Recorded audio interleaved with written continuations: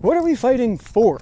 What better future is being kept from us? If we win, how much better could things actually be? Well, here is just one vision out of many that is ecologically, technologically, and politically possible. Well, say you live in a city. We could have, even in the US, 15-minute cities. Contrary to right-wing talking points, that does not mean a city where you're locked within a 15-minute zone. Instead, it means you've got access to everything you need day to day within a 15-minute walk of where you live. Going to work, getting groceries, dropping off your kids at school. No more having to drive 20 minutes because you forgot eggs. Goodbye food deserts, and also goodbye needing to have a car in order to live. This could be enabled by expansive urban transit, light rail, good bus system, bike infrastructure, walkable neighborhoods. Maybe on top of that, there's even a fleet of city-owned EVs that you can rent in case you want to go for a drive to the mountains. Gone are the days of living in a car-cucked hellscape where you have to cross an 8-lane stroad just to get to the corner shop. Now, versions of this already exist in places like Amsterdam and New York, but in this very possible future we're imagining, this has been adopted in most cities. Land that was previously reserved just for cars, like parking lots, can now be turned into more housing, or local businesses, or community green space, or urban gardens. The parking lots that do remain can be covered with solar, providing shade for cars and also generating clean electricity at the same time.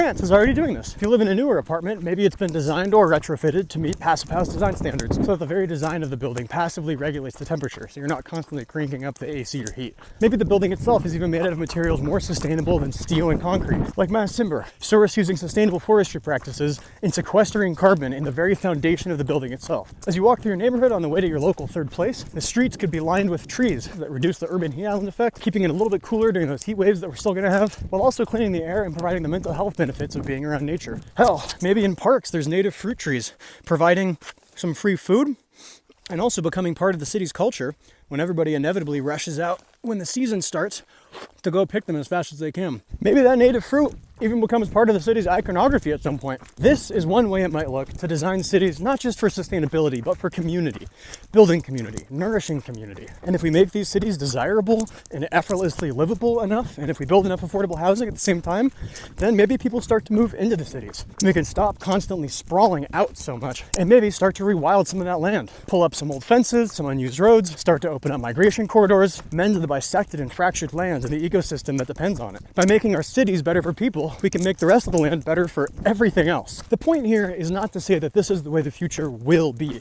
or even that these are the exact solutions to embrace. There are countless solutions being proposed and developed by incredibly smart people all over the world. The point is that the future is not hopeless. We have all the solutions we need. They're just not being implemented because a very powerful few are intentionally preventing them because it would be less profitable for them. They are the ones keeping that brighter tomorrow out of our grasp. And that is why climate defiance goes after them.